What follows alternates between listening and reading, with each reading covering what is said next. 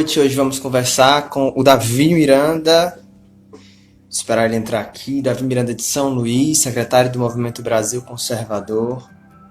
Aí, Davi, boa noite, meu chapa. boa noite, meu cara, tudo bom? A internet não tava ajudando aqui, não. Eu falei quase meu japa, né? E realmente tá parecendo um japa. Cara, meu olho é menor do que parece, cara. Certo. Ei, deixa eu ligar bem aqui só uma luz rapidão. Vai lá, você que manda. Boa noite, pessoal que tá entrando no chat aí. Não vai ajudar muito não. Aqui a luz é igual o terceiro livro no início. Todo mundo tem um começo, cara, todo mundo tem um começo. E aí, cara, vamos lá, que alegria falar com você nessa noite, deste grande dia, né? Grande dia, cara, grande, eu tô muito feliz, tava comentando contigo antes da live, né? Primeiramente é uma honra estar aqui, foi muito legal ter o teu convite aí, eu não tô muito acostumado a usar o Instagram, né? Eu sou um cara mais do YouTube aí, mas você chamou, a gente topou e eu espero que apareçam mais oportunidades ainda. Na hora, terão muitas, vai dar certo. Davi, então eu vou te apresentar rapidão, acho que algum pessoal que tá entrando aí é do teu Instagram, mas apresentando pros meus aqui, o Davi Miranda, ele é paraense, né? Sou paraense.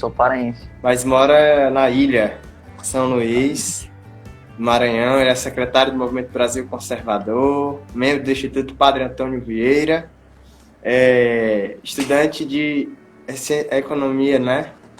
Economia, exatamente. Eu nem sei apresentar o cara, meu Deus do céu. E aí a gente vai conversar hoje, meu povo. Tô falando também pra quem tá entrando aqui, eu mandei alguns convites no Instagram essa semana, cara, ele tá me sabotando de todas as maneiras possíveis. Logo eu. Que risco que eu ofereço. Mas enfim. E a gente vai conversar sobre doutrina social da igreja, então depois essa live vai ficar salva. Doutrina social da igreja e as ideologias. E o Davi, que é um estudioso aí da doutrina social da igreja, tem outras temáticas, né? E eu vou te entrevistar, cara. Eu vou te perguntar alguns temas, algumas coisas que a gente combinou, fazer alguns comentários. Acho que a doutrina social da igreja é uma temática que merece ser cada vez mais disseminada, né? Merece ser conhecida. Confesso que nem eu sou tão conhecedor da doutrina social da igreja. Eu vou mais por intuição mesmo e por conhecimento de elementos avulsos. Se bem que a doutrina social da igreja, elas são elementos avulsos, de certa forma. Mas é isso. E aí, eu queria primeiro que tu desse um breve histórico, né, da questão das revoluções, do papel da igreja até então na civilização, e como as revoluções, elas chegaram e tentaram bagunçar o negócio, que aí é onde nasceram as ideologias, né? Acho que a gente vai falar de relativismo, humanismo, iluminismo, globalismo, marxismo cultural, gramscismo, enfim, etc. Dê aí seu histórico. Vamos lá, antes de tudo eu queria falar pro pessoal que esse é um tema muito, muito complexo para ser falado assim em uma live, então a gente vai se propor aqui de forma muito humilde a fazer uma introdução, apresentar a vocês a esse tema que, como tu mesmo falou, Denis, ele é pouquíssimo explorado, as pessoas não sabem nem que isso existe. Na verdade, o meu contato com a doutrina social da igreja também é muito recente, porque eu estudo política há o quê? 5, talvez vai fazer 6 anos já, e eu fui conhecer a doutrina social da igreja, acho que no meio do ano passado, no início do ano passado, por aí, então tem realmente pouco tempo, mas foi algo que me encantou desde o início. Por que me encantou? Justamente por causa do que a gente estava comentando aqui. A história é muito bonita, né? Eu me tornei católico por causa da história da igreja. E o que acontece, Denis? Desde o início, o povo cristão, antes mesmo, até o povo judeu, sempre teve uma característica de ser muito perseguido pelo Estado. Então a gente sabe do cativeiro no Egito do povo judeu, depois da perseguição dos cristãos nos primeiros séculos, o próprio Cristo foi condenado pelo Estado, né? Então a gente tem essa vocação para ser perseguido, digamos assim. Dos 12 apóstolos, só João que não morreu torturado, né? Os outros todos foram praticamente crucificados também. Então a gente tem essa vocação. E o que acontece? Se você for ver a história, o povo cristão ele começa sendo perseguido pelo Estado, né, no Império Romano. Depois ele consegue, a partir da conversão das pessoas, ser permitido, né? Então primeiro o cristianismo era perseguido, depois o cristianismo é permitido. E chega a um certo ponto que a sociedade toda já reconheceu a verdade de Cristo, por causa daquela passagem, ide ao mundo todo e pregai o evangelho a toda criatura. Os apóstolos foram, de fato, pregar a tal ponto que o Império Romano chegou a reconhecer a verdade na igreja. Então, nesse momento, os cristãos conseguem passar de um primeiro passo de perseguição para um passo de permissão, para um passo de reconhecimento. Não é que o Estado decretou uma verdade, ele reconheceu uma verdade do seu povo. E aí a gente passa ali desde esse reconhecimento do Império Romano até o final da Idade Média, óbvio que com alguns vai e vens, uns problemas aqui, outros ali, mas com Cristo sendo reconhecido como rei da sociedade. E aí aparecem as benditas revoluções. Isso é uma coisa que todo mundo estudou na escola, é aquela famosa passagem que a gente sai do teocentrismo para o antropocentrismo, né? Quantas vezes a gente ouviu isso? E isso de fato aconteceu. O que isso quer dizer na verdade? Quer dizer que Deus, que tinha sido o centro desde o início dos cristãos, né? Desde o início dos apóstolos, ele sai de cena para que o homem volte com a sua soberba, né? Com o seu ego, a querer tomar o centro das coisas, ser o grande postulante a padrão da sociedade. Aí o que acontece? A gente sabe que o homem é miserável, né? Eu sou miserável, tu é miserável. Isso só gerou revoluções, discórdias, problemas muito, muito grandes. E aí, chegando já próximo da criação oficial da doutrina social da igreja, o que acontece, né, Denis? A gente tem aí, primeiro, o Renascimento, né, que já tem alguns indícios ali de problemas filosóficos. Depois a gente tem a Reforma Protestante, que também contribuiu muito nessa questão política. As pessoas não sabem isso, mas a Reforma Protestante politicamente gerou muitos problemas. Eu nem estou entrando nos pontos teológicos aqui, mas depois a coisa começa a ficar séria mesmo com o Iluminismo. O Iluminismo, ele chega no ponto de ter frases como: o homem só vai ser livre quando o último rei foi enforcado nas tripas do último padre. Como que a sociedade saiu de Deus no centro para uma frase dessa? Né? Que mudança radical. E a gente percebe que na realidade isso impacta. Né? Porque desde então, desde o Iluminismo para cá, todas as revoluções só geraram morte, só geraram caos, só geraram guerras muito mais sangrentas do que qualquer coisa que tenha acontecido na história do cristianismo. E a doutrina social da igreja, ela surge como uma resposta. Ela surge de forma oficial, porque na verdade isso sempre existiu. O que é a doutrina social da igreja, né? A doutrina social da igreja é a aplicação de alguns princípios cristãos normais que cada família cristã vive numa esfera maior da sociedade. É basicamente a aplicação da doutrina da igreja à política de Aristóteles, assim, resumindo pra caramba. Então a doutrina social da igreja surge como uma resposta. Pô, tem muita revolução acontecendo, tem muita gente morrendo porque o homem esqueceu de princípios fundamentais. E a gente precisa sintetizar esses princípios em uma doutrina que explique para o homem qual que é de fato o caminho. E essa doutrina, ela na verdade é obrigatória para todo católico, e qualquer protestante que leia vai concordar também. E ela é completamente desprezada nos dias atuais, e isso continua nos levando a revoluções. Então, basicamente, essa é a introdução que eu queria fazer. Fique à vontade de fazer seus comentários. Cara, então a pergunta polêmica desde já: igreja e política não se misturam? Não tem nada a ver uma coisa com a outra? Não pode falar? Então, né, cara, para responder isso, eu vou começar com a frase de um cara que eu acho que é protestante, eu não sei, que é o Edmund Burke. E a parte política dele, que ele fala o seguinte, né? Se os bons não quiserem governar, não quiserem entrar na política, eles estão fadados a serem governados pelos maus, né? Mais ou menos isso, eu não estou parafraseando literalmente. E o que acontece? Vamos voltar lá para o princípio cristão primeiro: ide ao mundo todo e pregai o evangelho a toda criatura. Então, o ideal, digamos assim, o ideário cristão, ele é que todos se convertam. E pensa rapidinho comigo, Denis. Se todos se converterem, então, obviamente, todos vão ser cristãos. Como é que vai ter política, então, se ela for completamente dissociada da religião? Quer dizer, o cristão, na hora que ele bota um terno e uma gravata e assume um cargo, ele deixa de ser cristão, ele perde todos os princípios dele, isso já não importa mais, aquilo ali não é uma verdade objetiva, é algo relativo. Como é que isso funciona? Então, na verdade, essa questão de religião e política não se misturarem, de fé e política não se misturarem, isso é a coisa mais ridícula do mundo, isso é inconcebível.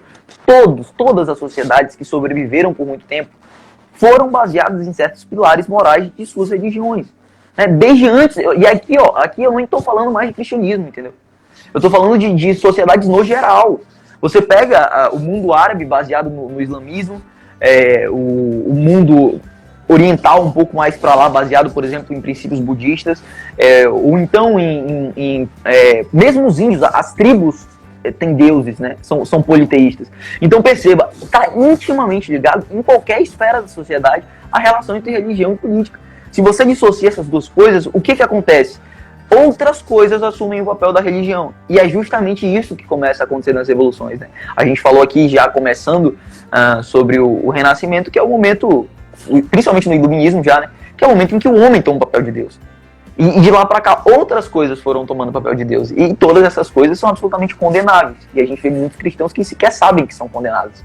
Quer dizer, o cara acha que ele pode ser cristão e ser de esquerda, que ser cristão, como eu vi aí um movimento que teve recentemente, muito, muito curioso, católicas pelo direito de escolher, que era um grupo de católicas feministas em defesa da possibilidade do aborto. Porque assim, cara, isso é uma coisa que não entra absolutamente na minha cabeça e não deve entrar na cabeça de ninguém.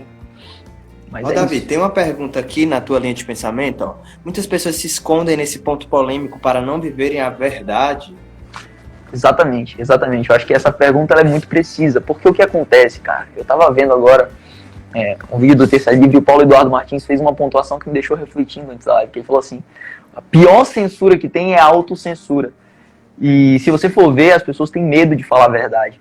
E quando você tem medo de falar a verdade, você é censurado não pelos outros, mas por você mesmo. Perceba, por exemplo, dando um exemplo agora da nossa pandemia, né?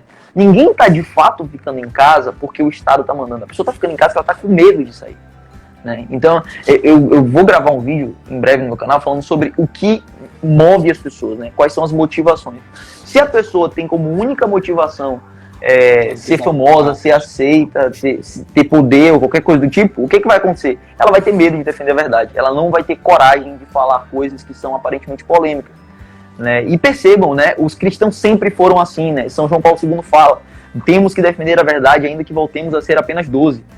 Essa coragem de bater no peito é o que eu estava falando agora dos meus stories. Veja só, a gente sabe que o Bolsonaro tem um monte de problema com relação à moral, ele já casou não sei quantas vezes e tal. Mas ele é um cara que ele olha para a câmera, ele olha para o povo, ele tem coragem de falar a verdade.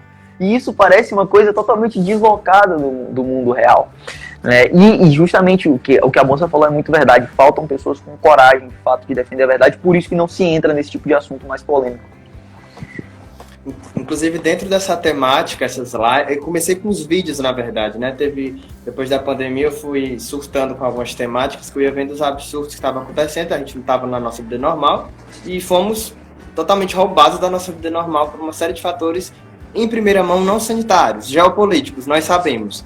Mas não entrando nessa discussão, aí eu botei o título Ninguém Quer Saber, porque eu percebi assim, que as pessoas elas não querem saber a verdade, porque a verdade ela dói, ela fere, ela machuca, ela te constrange, ela te tira, ela não é cômoda, não é confortável. E outra coisa, a verdade te humilha, né? A verdade te humilha, porque a verdade perceba, a verdade encarnada ela é uma pessoa, e essa pessoa tem o seu símbolo máximo numa cruz. Quando você... É esse o processo que todo católico faz individual, né? Por isso que eu falei, a doutrina social da igreja é a aplicação na sociedade daquilo que todo mundo deve fazer individualmente. Quando você olha para a cruz, olha Cristo morrendo por você, você se constrange. Aquilo é chocante. Não é um amorzinho moderno, doce, não é cômodo, que passa a mão na cabeça. Não é cômodo. Pelo contrário, aquilo te deixa agoniado. Né? Por isso que no texto a gente medita a agonia de nosso Senhor Jesus Cristo no Horto das Oliveiras, porque é para te deixar agoniado, é para tu olhar no espelho e falar assim, meu Deus, o que eu estou fazendo na minha vida. E a doutrina social da igreja é um chamamento, é uma forma de olhar para os cristãos e falar assim, acordem, vocês precisam ir para a política, vocês vão ser mortos, assassinados, vão destruir a família de vocês se vocês não forem. Né? E isso de fato aconteceu.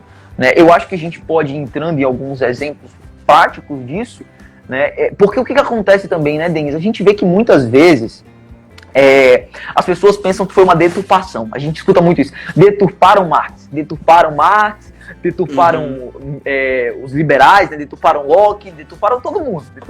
Eles chegam nessa conclusão, inclusive, sem ler o material deles. Exatamente. Aí o que eu fiz? Eu peguei o manual do Partido Comunista que eu tinha lido há muito tempo, e eu tinha feito uma anotação específica que eu tinha que fazer. Nossa Senhora! Porque o manual do Partido Comunista foi publicado em 1848, que foi o ano da Primavera dos Povos.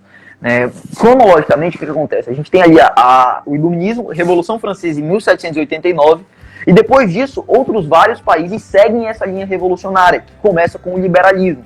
O liberalismo também é uma ideologia imanentista, materialista, que só olha para o homem com fins financeiros e tem um conceito completamente distorcido de liberdade, que na verdade te faz perder completamente a liberdade depois. Sim. Mas aí depois do liberalismo, em 1848, quando tem a Primavera dos Povos, junto com isso tem a publicação da primeira edição do Manifesto do Partido Comunista. E já lá a gente via, assim como o Denis Diderot falava de enforcar o rei com a tripa do padre, ou seja, o que aconteceu na Revolução Francesa não foi algo contraditório às ideias iluministas, pelo contrário, seguiram à risca aquilo que o iluminismo falava. O marxismo é a mesma coisa. Então perceba, os 10 pontos que o Marx e o Engels eles elencam no Manifesto do Partido Comunista. Primeiro ponto, expropriação da propriedade fundiária e emprego de suas rendas para propósitos públicos. O que é isso aqui no Brasil? Isso aqui é a famosa reforma agrária. Está escrito em 1848. Segundo ponto, pesado imposto progressivo. Não preciso nem falar nada. Abolição do direito de herança, taxa sobre grandes fortunas. A gente vive vendo os esquerdistas falarem isso. Confisco da propriedade de todos os emigrados e rebeldes. Ou seja, se você se revolta contra a população, contra a revolução, então você merece ter a sua propriedade confiscada porque você é um fascista que não merece viver. Quantas vezes a gente escutou coisas assim também. Aí tem centralização do crédito, centralização do sistema de comunicação, centralização do sistema de comunicação. Marx escreveu isso, o pessoal fala de Gramsci, mas Marx já tinha escrito. Quer dizer, e aí eu queria chegar aqui no último que eu acho assim maravilhoso, né? Nos dois últimos, né? É o seguinte, associação da agricultura com a indústria, com o objetivo de eliminar gradualmente a diferença entre cidade e o campo, para distribuir a população de forma mais igualitária. Essa palavra igualitária é a palavra-chave, mas a última é sensacional. Educação pública gratuita para todas as crianças. Eliminação do trabalho infantil nas fábricas e combinação da educação com a produção industrial. Então perceba, um dos focos de Marx já era a educação pública gratuita para todo mundo. Isso aqui, educação pública gratuita, não nasceu para o bem do seu filho, meu querido. Eu sinto lhe informar.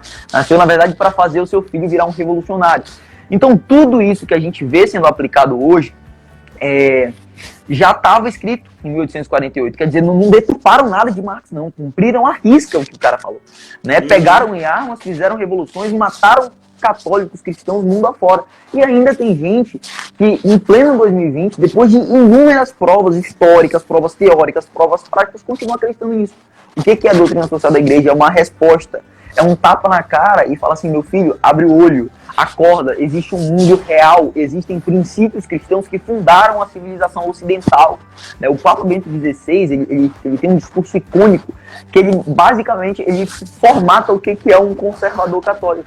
Ele fala assim, a gente precisa juntar 3 cidades, Roma, Atenas, Jerusalém e Atenas, que são o quê? O direito romano, a filosofia grega e a moral cristã. O cara formulou em uma frase, cara. Aquilo ali é o resumo. Aquilo ali é o resumo da doutrina social da igreja. E aí, se eu falei aqui dos 10 princípios do marxismo, eu tenho que contrapor com os 10 princípios da doutrina social da igreja. Então eu anotei aqui, que isso aqui eu tirei do vídeo da Cristo Nieto, que eu achei sensacional, que tá no YouTube. Cristo Nieto, deputada federal, exemplar. Maravilhosa, maravilhosa. Depois que eu falar isso aqui, tu vai ter vários comentários a fazer, eu tenho certeza. Olha só. Vai. Primeiro ponto, primeiro princípio, bem comum. Bem comum como algo objetivo, não relativo. Quer dizer, o que o liberal fala? Ele fala assim, não pode ter um Estado porque o estadista não tem como saber algo que é bom para todo mundo. Mentira! A igreja sabe algo que é bom para todo mundo há 2000 anos. Então, bem comum, primeiro princípio da doutrina social da igreja. Segundo princípio, subordinação da ordem social à ordem natural. Ou seja, as leis humanas têm que estar subordinadas à lei divina, ao mundo tal como ele fez. Você não pode revogar a lei da gravidade, você não pode revogar o direito de legítima defesa, você não pode revogar o direito de propriedade privada, porque isso tudo foi conferido por Deus. Tem que estar alinhado. Terceiro ponto, dignidade da pessoa humana, desde a concepção. Aborto, não pode, nenhum cristão não pode defender aborto em nenhum caso, nem em casos de anticoncepcionais. Tem um vídeo do padre Paulo Ricardo excelente sobre isso.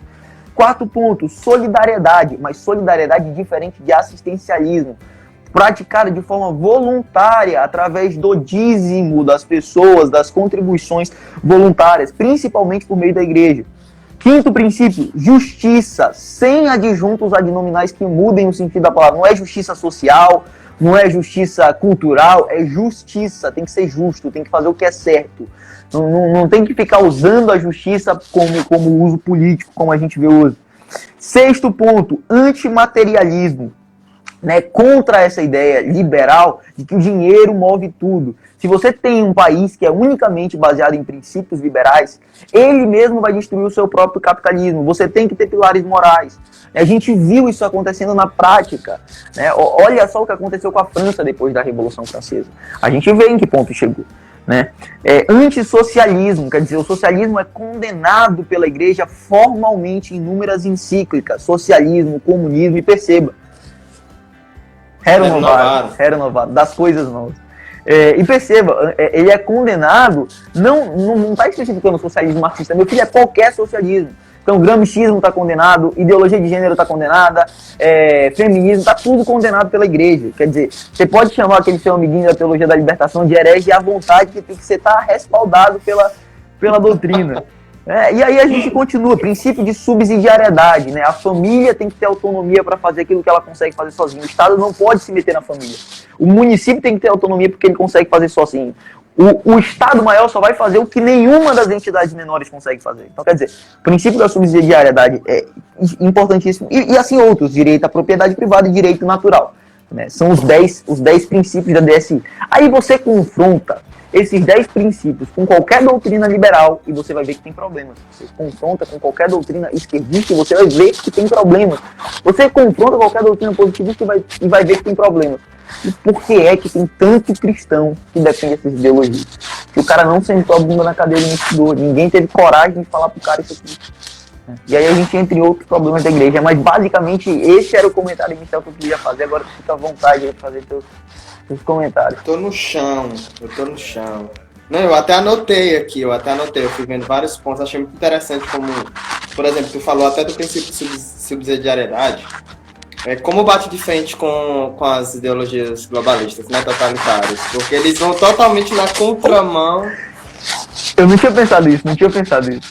Vai na contramão total, porque ele elenca ali os principais, tipo a ideia das comunidades, da paróquia, da cidade, dessas escalas, a própria questão federativa em si, então você vê que já entra dentro do critério da doutrina social. E o globalismo, ele vai totalmente de conta, porque ele rompe tudo. E aí o pessoal vem com um discurso muito bonito. O grande problema que eu vejo nas ideologias é porque eles pegam palavras, termos. Na terça eu estudei com o Zé Neto os documentos da ONU, né? Como é a propaganda, é o discurso. Eles pegam os temas e viram a questão semântica, eles usam aquilo como propaganda, como discurso, porque não é a verdade absoluta. A igreja ela já traz isso antes, como falou de solidariedade, de justiça. Mas eu queria que falasse uma dúvida que eu tenho, assim, real, porque é um assunto que eu quero me aprofundar. Tu falou que tu falou da questão do antimaterialismo, que seria o materialismo. Esse negócio é teu fone, seu zoado? Ou é o meu? Não faço a menor ideia, cara, não sei. É que eu não tô escutando o zoado, não. Não tô escutando. Não estou escutando aí. Bobear um barulho aí. Pergunta, o pessoal do chat tá escutando algum chiado, algum barulho assim? Comente aí pra gente saber. Não, enquanto estamos falando, o materialismo, tanto o materialismo marxista, né? Também vale, eu poderia chamar o marxismo de materialismo marxista, dialético, enfim, histórico, e o materialismo liberal. Ambos apagam Deus. Mas em relação ao liberalismo, porque, por exemplo, hoje a gente fala... Olha, diz que tem um barulho. Falou que tem um barulho. Deixa eu ver se melhora aqui assim pra vocês. Melhorou, tá? Mas não. Melhorou. Não? Melhorou. Então era aqui. Eu vou ter que ficar segurando o celular mesmo. Só vai. É o teu, Denis. O meu pai, todas as minhas lives, ele aparece. Abraço, pai.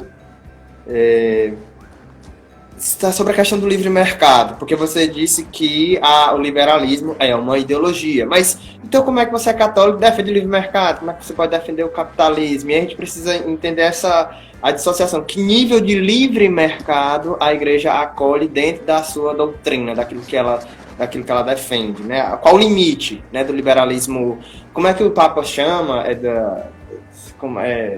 A concorrência absurda. Ele tem Sim, concorrência absoluta, concorrência perfeita, capitalismo selvagem. Desenfrear, vai. Mano, assim, eu sou da área de economia, né? Então essa é a parte que na verdade eu mais gosto, apesar de que eu não tenho entrado muito nela aqui. O que acontece, cara? Toda a doutrina da igreja, social, individual, política, ela é pautada em princípios morais. Esses princípios morais são absolutos, mas além de serem absolutos, a gente sabe que São Tomás de Aquino já falava isso, que as realidades são concretas. Então não é tão simples você transportar... Cara, deu uma travada aqui, tu tá me escutando? Voltei, estão me escutando, não sei. Tá me ouvindo? Tô. E voltou a imagem também. Voltei, tinha caído aqui, a internet não quer me ajudar. A internet não gosta, pra tu ver, ó, eu botei a bandeira do Brasil, foi bem na hora. Aqui tem um bando de santo agora também, estão aparecendo aí, te ajuda. O que acontece? A China nos descobriu, pô. A China nos descobriu, cara. Eu não sei onde que eu parei, mas eu vou voltar, vou recapitular. Tu faz a economia, que é o assunto que tu... Enfim, perfeito. Toda a doutrina da igreja, a doutrina individual, política, social, coletiva, ela é moral. Só que todo princípio moral, ele é absoluto, e ele é meio abstrato, ele é geral, né? E toda a realidade humana, ela é concreta. Então perceba, tem muitas realidades humanas que conflitam vários princípios. Então tem alguns momentos na vida, por exemplo, todo mundo tem direito à vida, mas no momento de enfrentamento que tem um ladrão com uma arma na tua cabeça, esse direito à vida, ele vale para ti também. Então tu tem o direito de legítima defesa. Quer dizer, não é que o cara deixou de ter o direito à vida, ele não deixou de ter o direito à vida, ele continuou tendo. Só que naquele momento, o teu direito de legítima defesa se sobrepõe a isso. Então, com o livre mercado é mais ou menos a mesma coisa. O livre mercado, na verdade, o mercado, essa palavra mercado, ela é natural, ela é um desenvolvimento da moral humana. Quer dizer, nós somos seres sociais, né? Nós somos seres políticos. Né? Aristóteles falou isso, São Tomás de Aquino confirmou isso. Né? Só que, o que acontece? Perceba, como eu falei, isso é uma consequência da moral, não é uma causa da moral. O grande problema do liberalismo é encarar o mercado como o princípio das coisas. E aí sim você tem um problema.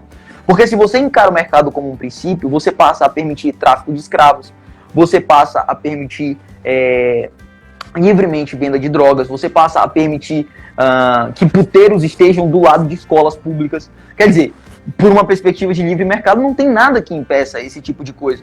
O que vai impedir? O que vai impedir são os princípios morais da sociedade. E por que tem que impedir dentro? Porque quando você deixa o mercado completamente livre, sem nenhuma regulação, seja estatal, seja da igreja, seja por instituições sociais, por aquilo que na Idade Média a gente conhecia como... Eu esqueci agora o nome técnico, mas eram as corporações de ofício. As corporações de artes e ofícios. Sim, porque são o que a gente chama, na doutrina política católica, de instituições intermediárias, alguma coisa assim, eu esqueci a palavra técnica. Né? Mas são o quê? São instituições que mediam a relação entre o indivíduo e o coletivo. Porque o que é a visão de mercado católica? A visão de mercado católica é a visão como de qualquer coisa católica.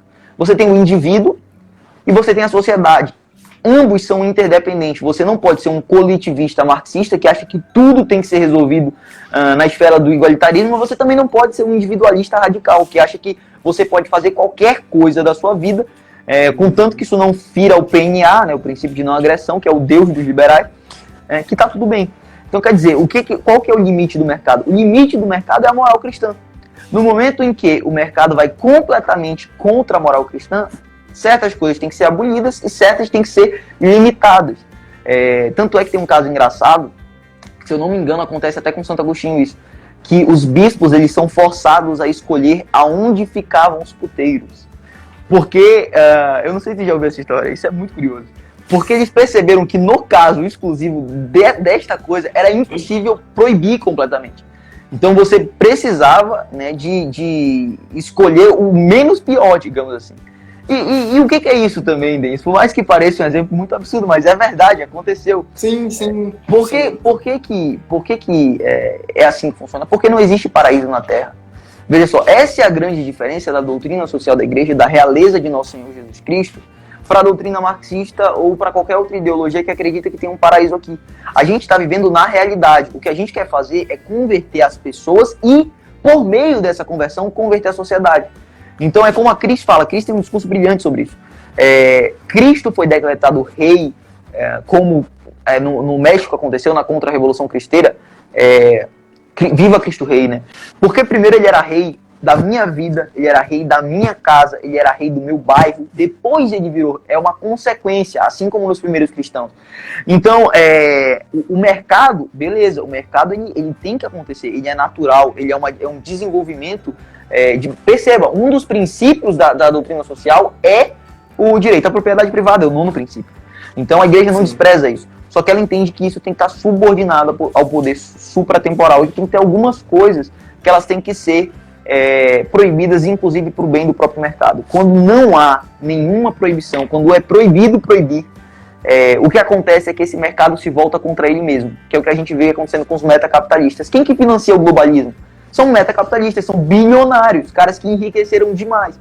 E isso aconteceu justamente por causa de distorções no mercado. Tu não tinha megacapitalistas na Idade Média, né? Só para reforçar aqui, né, porque alguém pode dizer, ele tá falando aí que propriedade privada, enfim, foi a palavra dele, eu vou falar a palavra da igreja, né, aqui lendo a carta encíclica do Papa Leão III a Renovaram, que diz: a propriedade particular é de direito natural para o homem. O exercício deste direito é coisa não só permitida, sobretudo a quem vive em sociedade, mas ainda absolutamente necessária. É a palavra da igreja. Eu queria que comentasse uma parte que tem aqui na Renovada, que eu acho ela fantástica, que diz respeito à questão das desigualdades, que esse nome é bastante utilizado, né, de uma maneira, enfim, de separação e tal. E eu queria que comentasse aqui, que eu achei muito interessante. É impossível que na sociedade civil todos sejam elevados ao mesmo nível. É sem dúvida isto que desejam os socialistas. Mas contra a natureza todos os esforços são vãos. Foi ela realmente, a natureza, viu? Que estabeleceu entre os homens diferenças tão múltiplas como profundas. Diferenças de inteligência, de talento, de habilidade, de saúde, de força. Diferenças necessárias, de onde nasce espontaneamente a desigualdade das condições. Esta desigualdade, por outro lado, reverte em proveito de todos, tanto da sociedade como dos indivíduos, porque a vida social requer um organismo muito variado e funções muito diversas. E o que leva precisamente os homens a partilhar estas funções é, principalmente, a diferença de suas respectivas condições. Eu achei isso aqui fantástico, de uma precisão absurda. Não a gente está ainda ao contrário, né? Exatamente. Mas a Santa Madre Igreja é isso, né? Eu digo que todo mundo que não é católico, ou é porque perguntou muito pouco, ou é porque teve pouquíssima curiosidade para encontrar as respostas. Porque a igreja tem resposta para praticamente tudo. E o que ela não tem, ela responde com humildade. Ela fala assim, isso aqui é mistério, isso aqui eu não sei. Que é como se fala na Eucaristia. Como é que aquilo ali acontece? Não sabemos, nunca iremos saber, só iremos saber no céu. A gente sabe o que acontece. Mas é incrível isso que tu comentou, por quê, cara? Porque, percebam, a família é a célula máter da sociedade. E na família, quando Deus criou, ele criou homem e mulher. Ele já fez dois diferentes. Homem e mulher não são iguais. Não adianta você falar que é. Não tô nem falando. E a ciência comprova, já que tu tá ciência, né? Filho, a ciência comprova. Eu não preciso nem muito longe, não vou entrar em questões complexas aqui. Cromossomo, tem cromossomo XX e XY, acabou a discussão. Então, quer dizer, existe diferença por natureza. E só o problema é o seguinte, o problema é olhar na diferença um problema. Esse é que é o verdadeiro, a verdadeira questão. É uma beleza. Exato. A igreja, ela sempre foi mestre porque ela soube absorver cada vocação. A igreja, ela tem freis, ela tem freiras, ela tem padres, ela tem leigos, ela tem bispos, ela tem reis. Cada um tem a sua função. E nenhuma função é menos meritória que outra por definição. Tanto é que você tem santo mendigo, você tem santo rei, você tem santo papa, escravo. Quer dizer, e aí a gente pode chegar E um ponto que eu acho que é crucial pra gente já ir encerrando, senão a gente vai ficar aqui, vai ter que fazer que nem o Ítalo fez outro dia, vai ter que gravar 3 lives, vai ter que sair dessa, quando terminar o tempo, gravar outra, continuar. Vai estar só meu pai aqui na live daqui a 3 horas. Vai estar chegando, a gente tem que chegar num ponto crucial, que é o seguinte, beleza, Davi, tu falou tudo isso, é muito bonito, igreja contra as ideologias, eu tenho que defender isso e tudo mais, mas como que eu faço isso na prática? E outra coisa, é possível fazer isso? Perceba, é perfeitamente possível. Perfeitamente possível. A prova que é perfeitamente possível é que a gente vê Deus capacitando os nada capacitados. Né? A gente vê pessoas que não tinham nenhuma instrução, que não tinham nenhum preparo, não fizeram faculdade, se tornando grandes expoentes no Brasil da defesa dos valores cristãos, né? Tradição, família e propriedade. Um resumozinho básico, como o professor Plínio de Corrêa de Oliveira falava. Então é possível e você tem que adequar tudo isso que eu falei aqui para a sua realidade. Então você não vai chegar no seu amigo da escola e vai falar assim, olha, existe uma encíclica papal de 1891 que chama Rerum Novarum, cuja tradução é das coisas novas. Você não vai chegar assim. Você vai chegar para o seu amigo da escola que é cristão e vai falar assim, cara, eu entendo que você é cristão, eu entendo que você está preocupado com a caridade, eu também estou. Só que isso que você está vendo não é a verdadeira caridade. E eu não preciso de questões teóricas para te provar isso. É só olhar para todos os locais em que aconteceram revoluções. Na Revolução Francesa, todas as terras da igreja foram tomadas. Nem a Notre Dame, em Paris, ela não é da Igreja Católica. A Igreja Católica não tem uma igreja na França. Todas as igrejas são do Estado. São concedidas. Inclusive, os sem terra, eles só existem por causa das revoluções. Foram nas revoluções que eles ficaram sem terra, porque na Idade Média, aos poucos, os servos foram conquistando aquelas terras para si. Chegou um momento em que já não existia mais pessoas sem terra na Europa, e se existisse, poderiam cultivar nas terras da igreja. Então, historicamente, essa pobreza que a esquerda disse se preocupar foi causada pela mentalidade dela mesma, pela mentalidade revolucionária. É só você olhar quantos mortos aconteceram na Revolução Francesa, quantos mortos aconteceram por causa do comunismo, quantos mortos aconteceram por causa das guerras. Isso tudo era completamente impossível quando Deus estava no centro do mundo. Sabe, você tem que chegar para o seu amigo e mostrar esses exemplos. Mostrar o exemplo da irmã dele que está sendo doutrinada com 5 anos de idade, a ver que não tem homem e que não tem mulher. É tudo uma coisa só. Você tem que mostrar o exemplo do tio que quer abrir uma padaria para ele e ele não pode porque tem que ter 1 milhão de regulamentações em cima. Você tem que mostrar o exemplo do cara que teve a casa invadida e não tinha uma arma para se defender. E teve que assistir na sua frente a mulher ser torturada por causa disso.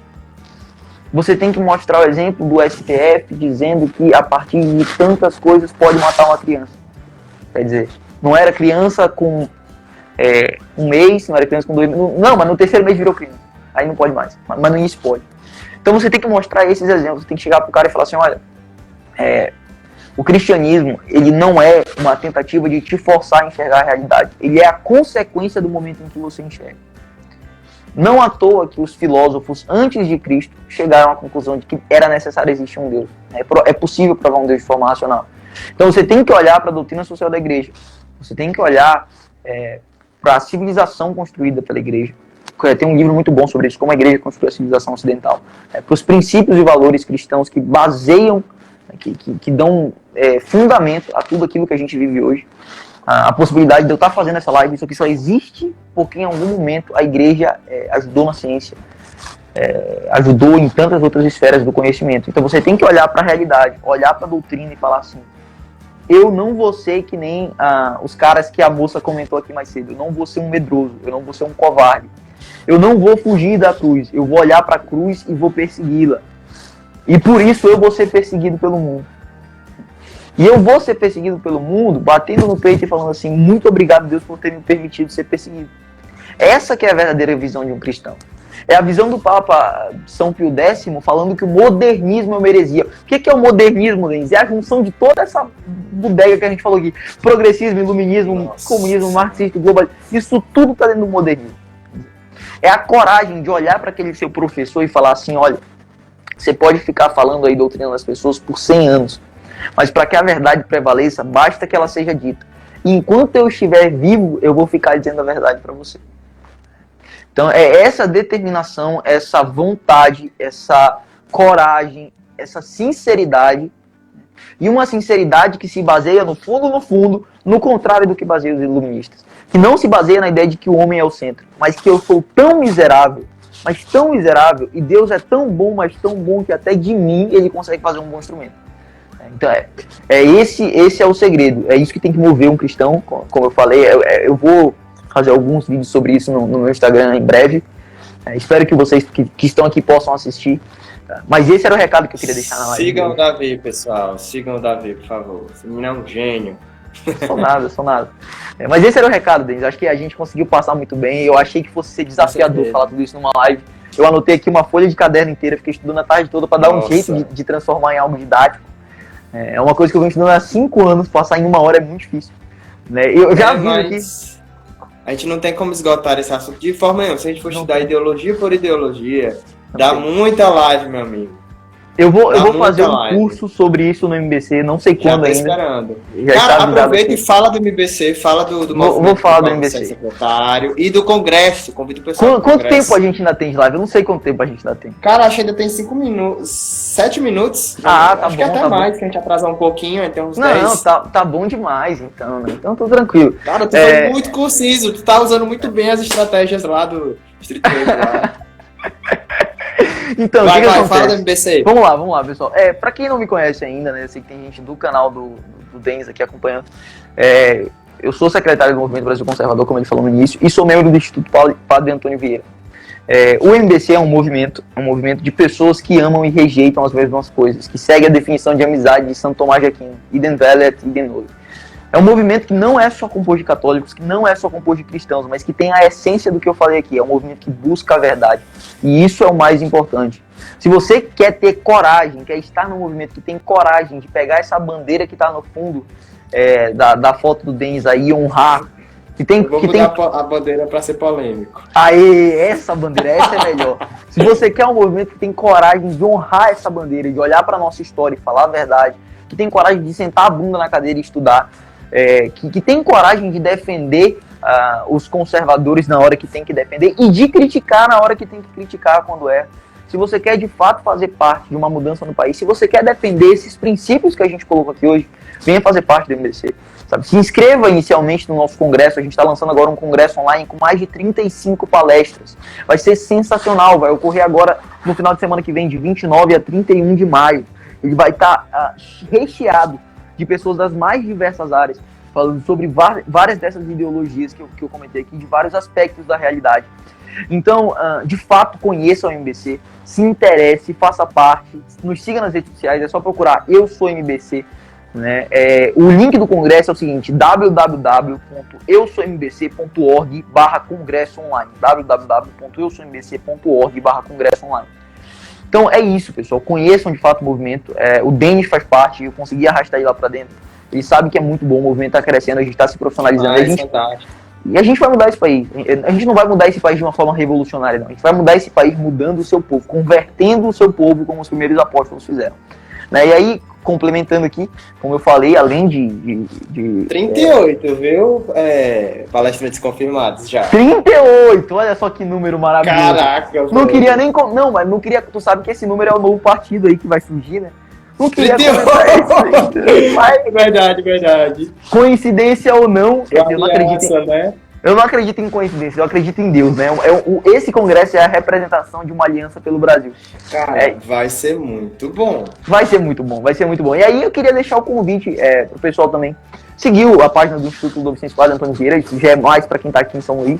Mas vocês podem acompanhar, a gente faz várias lives sobre redes sociais, inclusive teve uma semana passada, que ainda tá no Instagram do Instituto, sobre catolicismo, OMS, globalismo. Foi muito boa, o professor Leonardo Penitente. Então lá a gente também fala desses assuntos, fala de questões mais focadas no catolicismo mesmo. Se você quer entender um pouco mais, siga também o Instagram do Instituto Ludovicense Padre Antônio Vieira. Esses são os meus apostolados, né? Eu estou dando a vida por isso aqui. E estou junto com o Denis também no projeto do Veritas com ele. É isso, pessoal. Queria agradecer pela audiência de vocês. Eu me surpreendi. Mais de 10 pessoas conseguiram me escutar por 1 hora, que é sensacional, maravilhoso. E perceba o que eu falei, né? Vamos defender a verdade ainda que voltemos a ser apenas 12. Aqui temos eu e tu e mais 10. Então já tem os 12 que a gente Pronto, precisa. somos 12, fechou. Já tem os 12 que a gente precisa.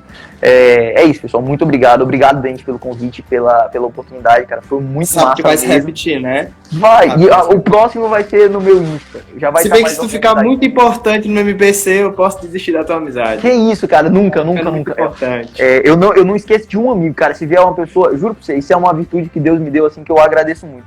Se vier uma pessoa que eu conheci quando eu tinha 4 anos de idade, que me ajudou em alguma coisa, me pediu qualquer coisa, eu ajudo, cara.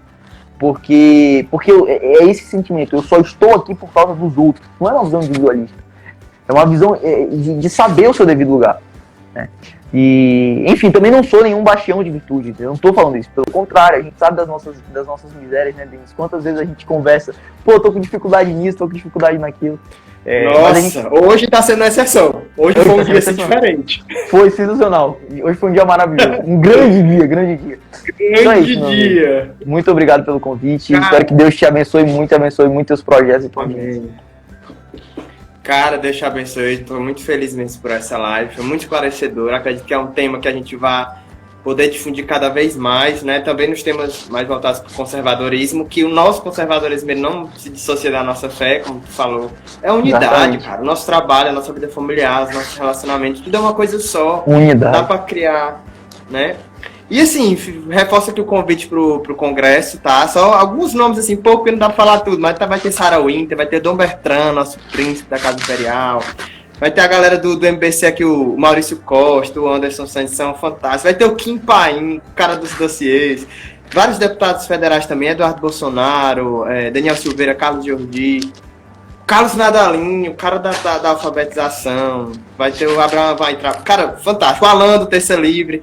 Enfim, gente, vale a pena, né? Participem do Congresso do Brasil Conservador, é um movimento realmente muito bom. Estou nele há um mês e pouco, tem muitas atividades bacanas de estudo. E o Davi é esse cara. Não vou falar essa palavra. Esse cara top. Fala top, né? Cara foda, né? Esse cara foda aí que tá no Movimento Brasil Conservador.